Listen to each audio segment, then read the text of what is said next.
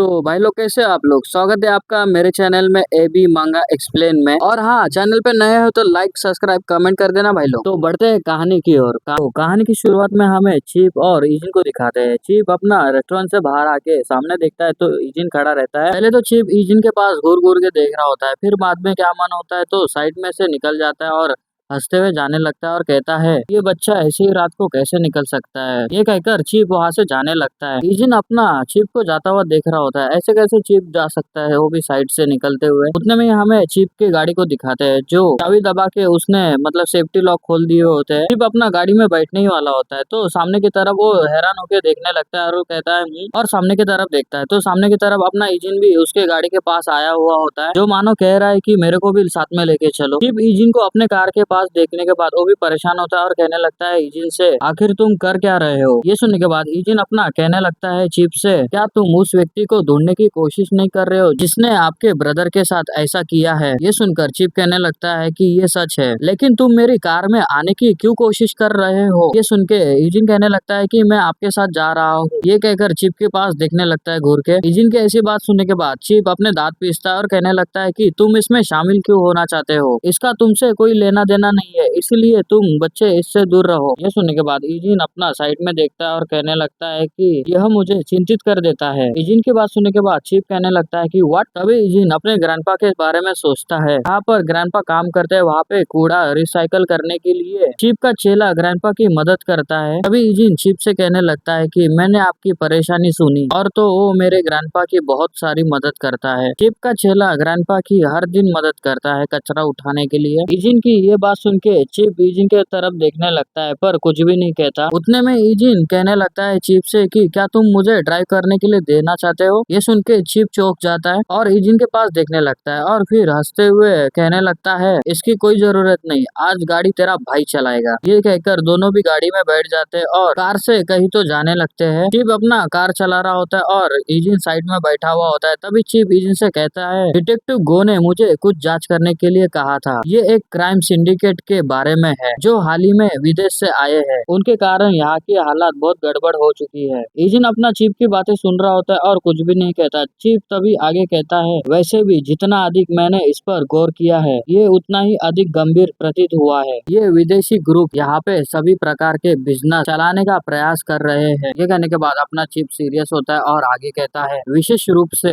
Illegal drugs distribute करने का प्रयास कर रहे हैं। ये कहकर चीप सीरियस हो जाता है। इजिन की तरफ भी दिखाते हैं। ड्रग्स के बारे में सुनने के बाद इजिन अपना सीरियस हो जाता है क्योंकि ड्रग्स ऐसी चीज है जो ड्रग्स का सेवन करता है जो अपनी जिंदगी झंडी कर लेता है भाई। तभी चीप आगे कहता है इजिन से डिटेक्टिव गो ने मुझे डिटेल में बात नहीं की, लेकिन ऐसा लगता है वो इस मामले की जांच कर रहा था, इसलिए इस तरह वो इसमें फंस गया। ये सुनने के बाद अपना इजिन चीप से कहता है क्योंकि उसने किसी आउटसाइडर बंदे को इसकी जांच करने के लिए कहा था, इसलिए ऐसा लगता है कि डिटेक्टिव को ये नहीं पता था कि ये ड्रग्स का मामला है, वो कदाचित किसी और चीज को देखते समय पकड़ा गया। इजिन की ये बात सुनकर चीप अपना इजिन की तरफ देखता है और कहने लगता है इजिन से तो इसलिए मैं बोल रहा हूँ कि अभी तुम बाहर निकलो गाड़ी से और घर पे चले जाओ। यह बहुत सीरियस बात है, ये ऐसी बात नहीं है जिसमें तुम्हारे जैसे बच्चे को शामिल होना चाहिए। चीप की ये बात सुन के इजिन भी उसके तरफ देखने लगता है और चीप से कहता है इसका उससे क्या संबंध है। इजिन की ये बात सुन के चीप इजिन की तरफ देखने लगता है और परेशान होता है और कुछ भी नहीं कहता, इसलिए इजिन भी उसके तरफ घूर के देख रहा होता है साइड के नजरों से। ऐसे ही अकवर्ड सीन होते रहता है। उतने में ही हमें एक जगह को दिखाते हैं जिसका नाम मूनली नाइट बार रहता है। उस बार के पार्किंग में ही अपनी चीप की गाड़ी वहाँ पे आ चुकी होती है और फिर गाड़ी को पार्किंग लगाने के बाद चीप और इजिन अपना उस गाड़ी में से उतरता है और उस बार के अंदर जाने लगता है। उतने में ही उसके लोग उसको ग्रीटिंग करते हुए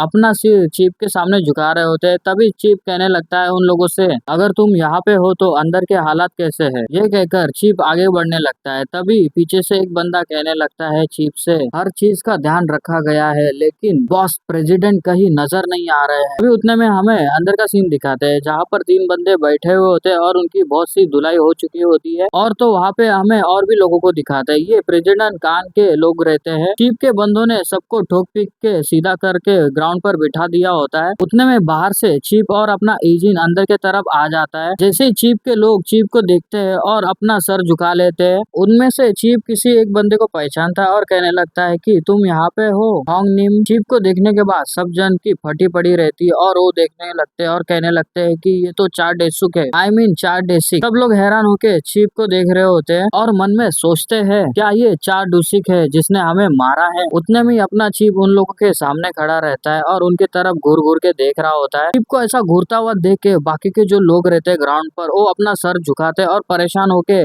मन में सोचने लगते हैं कि उसके साथ क्या गलत है। मतलब इन लोगों को पता ही नहीं कि चीफ के ब्रदर को इन लोगों ने मारा है। चीफ अपना उनके तरफ देखता है गुस्से में और कहने लगता है कि कहाँ पे है कांग। ये कहकर चीफ उनके पास गुस्से में देखने लगता है। तो वहाँ पे जो बंदे रहते हैं उन लोगों को कूट देते हैं, वो परेशान होते हैं और मन में सोचते हैं अरे यार क्या उसने सचमुच चार डेसिक के साथ कुछ गड़बड़ की है। ये बातें वो मन में सोचने के बाद वो लोग चीफ से कहते हैं कि हम नहीं जानते कि वो कहाँ गया है। जैसे ही अपना चीफ ये बात सुन लेता है उनके तरफ घूर के देखता है और किलिंग इंटेंट निकालता है उनके तरफ घूर घूर के। चीफ को इतना गुस्से में देख के वहां के जो बंदे रहते हैं वो परेशान होते हैं। उनमें से तो एक बंदा कांपने लगता है और कहने लगता है कि रेली सच में उसे हमने कल से नहीं देखा है और हम उस तक बिल्कुल भी पहुंच नहीं पा रहे हैं। चीफ कहता है कि ठीक है उसको छोड़ दो, मुझे एक और बात पूछने दो। चीफ कहता है आगे मैंने सुना है कि वो हाल ही में किसी संदिग्ध लोगों के साथ घूम रहा था। ये सुन के बाकी के तो बंदे गर्दन नीचे झुका लेते हैं, पर उनमें से एक बंदा रहता है जो ये सुनने के बाद हैरान होता है और चीफ की तरफ देखने लगता है। तभी वो बंदा चीफ को बताने लगता है। उन्हें इमेजिन करने के बाद कहता है कि हाँ आपने सही कहा, वो ज्यादा समय पहले नहीं आए थे और हाँ अचानक से उन्हें अपने साथ काम करने के लिए राजी करने की कोशिश की। क्या आप यहाँ पे उन लोगों को ढूंढने आए हो? ये बातें अपना चीफ सुन रहा होता है और उसकी तरफ घूर के देख रहा होता है और मन में सोचता है तो ये ऐसा है जैसा मैंने सोचा था। उतने में ही जो ग्राउंड पर बैठा हुआ टकला रहता है वो परेशान होता है और कहने लगता है ऐसा लग रहा था जैसे वो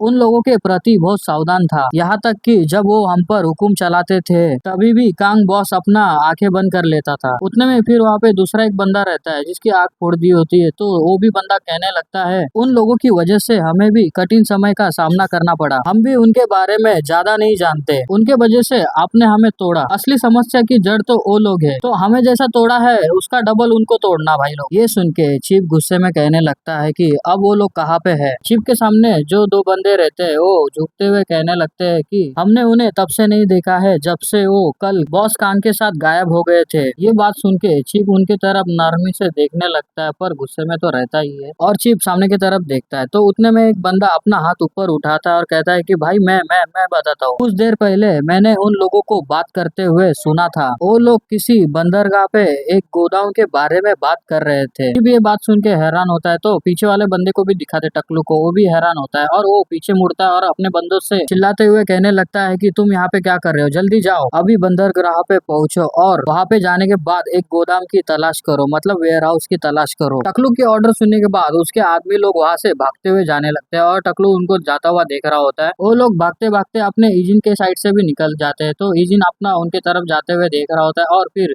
सामने की तरफ देखता है और कुछ सोचने लगता है। उतने में सीन शिफ्ट होता है, हमें बंदरगाह का सीन दिखाते हैं जहाँ पर लाइट हाउस हो रहता है और वहाँ पे अपने को एक वेयर हाउस को दिखाते हैं जिसके सामने एक काली गाड़ी खड़ी रहती है और फिर हमें वेयर हाउस के अंदर सूटकेस में पैसे दिखाते हैं जो बहुत सारे होते हैं, सूटकेस में रखे भी रहते हैं और सूटकेस के बाहर भी रहते हैं। लो भाई लोग जितने भी मेरे सब्सक्राइबर है अपनी अपनी एक गड्डी नोट उठा लेना और रख लेना, भले ही मुझे बाद में पैसे की गरज भी रही तो मेरे को देना नहीं, अपने पास ही रख लेना भाई लोग। फिर वहाँ पे और लोगों को भी दिखाते हैं, मतलब यही 7 स्टार लोग रहते हैं, मतलब 7 जन रहते हैं। ये लोगों की यहाँ से भागने की तैयारी रहती है। तो वो लोग अपना पूरा सामान पैक कर रहे होते हैं, लगभग वहाँ पे पैकिंग हो चुकी होती है और जिसको चीफ के चेले को जिसने मारा था वो बंदा भी वहीं पे खड़ा रहता है और टाइम की तरफ देख रहा होता है। उधर हमें और एक बैग को दिखाते हैं जिसमें ड्रग्स रहता है और कोई तो उसको चेन लगा रहा होता है और ये बंदा और कोई नहीं, ये टकलू बॉस ही रहता है इनका। साला सब बॉस टकलू ही क्यों रहता है, इतना खतरनाक दिखाते हैं पर साले उनके ऊपर गंजे में बाल ही नहीं दिखाते। टकलू बैग की चेन लगाते हुए कहने लगता है कि बहुत बुरा हुआ, फाइनली मुझे एक ऐसी जगह मिल गई है जिसपे अपन वर्क कर सकते हैं। अभी वो टकलू अपने बंदे के पास देखता है और अपने बंदे से पूछने लगता है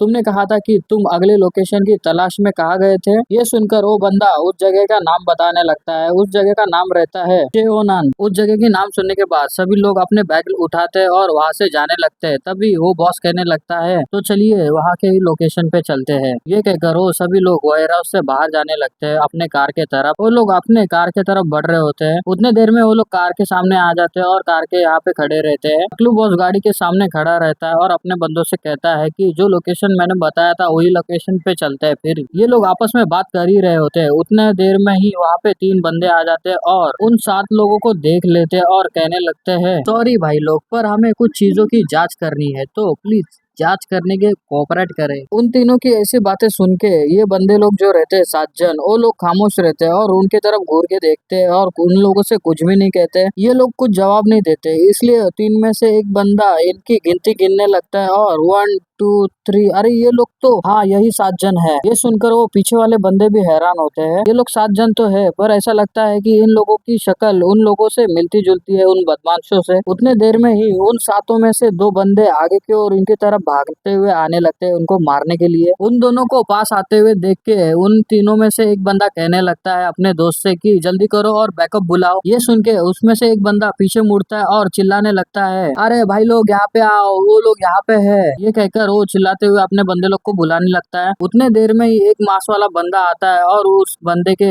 चेहरे पे एक पंच मारता है। उतने देर में दूसरा वाला मांस वाला बंदा आता है और दूसरे वाले बंदे के चेस्ट में एक अपना पंच मारता है। उतने देर में 2 बंदे भी ठिकाने लग चुके होते हैं चीप के। चीप का जो तीसरा वाला बंदा रहता है जिसने आवाज दिया था अपने बंदों को बुलाने के लिए, वो बंदा उस बंदे को अपना पंच मारता है, पर वो बंदा अपना मतलब मांस वाला बंदा वो डॉज कर लेता है और फिर वो मांस वाला बंदा अपना पंच लेता है और उसके चेहरे पे दे मारता है जोर से। चीप का बंदा पंच खाने के बाद वो भी वहीं पे नॉक होता है। लेकिन उतने देर में हमें दिखाता है चीप के बंदे और भी आने लगते हैं वहाँ पे। वो भी भागते हुए आते हैं और फिर आते हुए सामने की तरफ देखते हैं और कहने लगते हैं कि वो लोग यहाँ पे है भाई लोग, जल्दी आओ यहाँ पे है। चीप के जो बंदे आ रहे होते हैं उनके हाथ में बेसबॉल बैट रहती है और कुछ लोहे जैसी भी चीज रहती है उनके हाथों में। वो लोग उन लोगों के सामने खड़े रहते हैं और अपने बंदों को ग्राउंड पर पड़ा हुआ देखने के बाद गुस्सा करते हैं, दांत पीसते हैं और कहने लगते हैं, तुम्हारी माइका हम लोगों के बंदों को मारोगे का? ये कहकर वो बहुत गुस्सा रहते हैं और एक बंदे के तो हाथ में नाइफ भी रहता है भाई। टकलू को भी दिखाते हैं। उन लोगों को देख के वो भी हैरान होता है और उसके बंदे भी हैरान होते हैं उन लोगों को देखकर और चीप के बंदों के पास ही देख रहे होते हैं। टकलू बंदा इतने बंदे लोग को देखने के बाद कहने लगता है, आखिर ये चल क्या रहा है, ये है कौन? जैसे ये सेंटेंस कहता है ये एपिसोड यही खत्म होता है। तो भाई इस टकलू को अगले एपिसोड में ही पता चलेगा कि ये लोग है कौन। तो भाई लोग आपको एपिसोड अच्छा लगे तो लाइक सब्सक्राइब कमेंट और हाइप का बटन भी दबा देना भाई लोग। तो अपना ख्याल रखना और अपने फैमिली का भी। मिलते हैं नेक्स्ट एपिसोड में। Bye bye.